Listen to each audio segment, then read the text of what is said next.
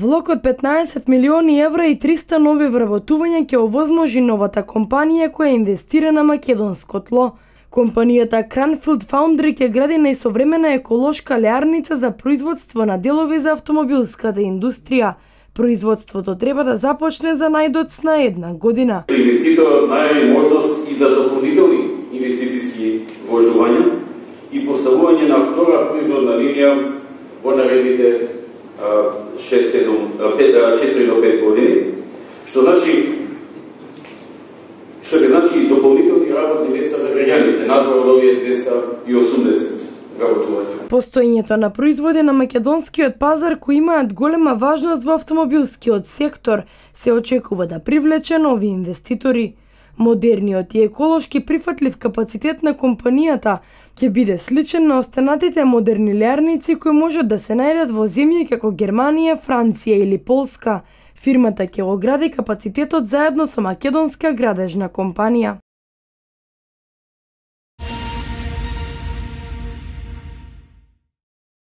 Добрите резултати носат успеси и зголемување на потребата на работна сила. Најголемиот работодавач во Македонија ја надминува првичната планирана бројка на вработени. Нови 500 вработувања најавува германски Дрексел Мајер. Од компанијата за КРН телевизија велат, ни требаат машински инженери, но и правници и економисти. За исполнување на планираното производство неопходни били и работници со средна стручна спрема. 6000 работници. Ова е планираната бројка со која најголемата странска инвестиција во Македонија очекува дека ќе ја заврши годината. Можноста за вработување е отворена за секој. Огласите се постојано отворени, освен електронски, невработените своите апликации можат да ги оставаат во специјализираните сандачиња поставени пред влезот на компанијата.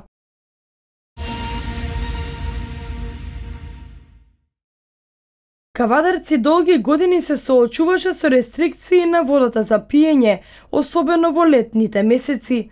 Со воведување на СКАДА системот за автоматско регулирање на притисокот и протокот на вода во градската водоводна мрежа, кавадарчани имаат квалитетно и редовно водоснабдување.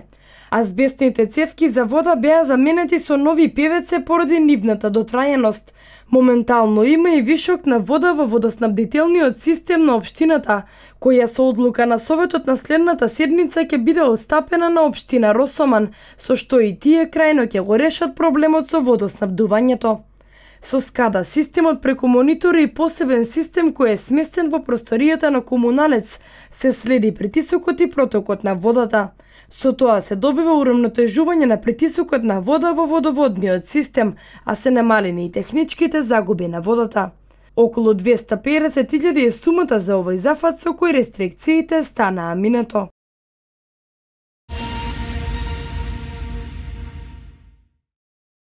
Изградбата на двата потпорни ѕида во населбата Рамина го реши проблемот со свлекувањето на земјиштето.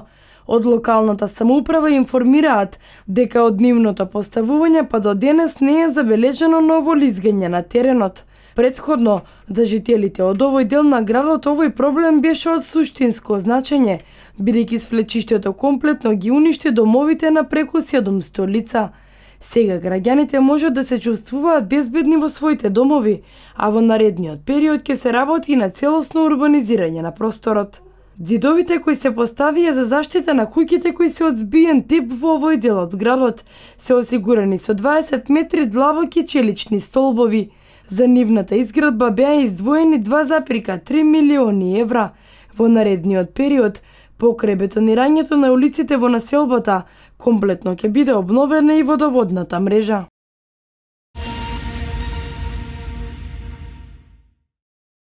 Локалитетот Градиште во Неготино неколку години е тло на кое се изведуваат археолошки истражувања, како дел од меѓународниот проект чија реализација е плод на соработка помеѓу Археолошкиот музеј на Македонија и Универзитетот Гдајнск од Полска, како и Институтот за класични и ориентални студии од Шпанија.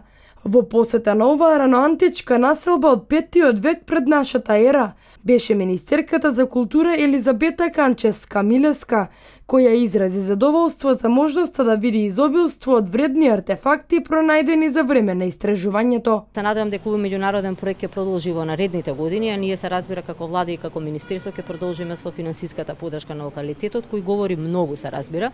Целта на самите археолози е и кон она што се стремат, нели, е дека тој локалитет е фактички го потврдува градот Антигонеја. Археолошкиот тим е составен од 13 археолози и 3 професори од Македонија и Полска за време на годинешните ископувања кои токушто открија изобилство од предмети од раноримскиот период. Министерството за култура оваа година започна уште еден исклучително важен проект – конзервација на споменикот на културата Саат Кулата во Неготино.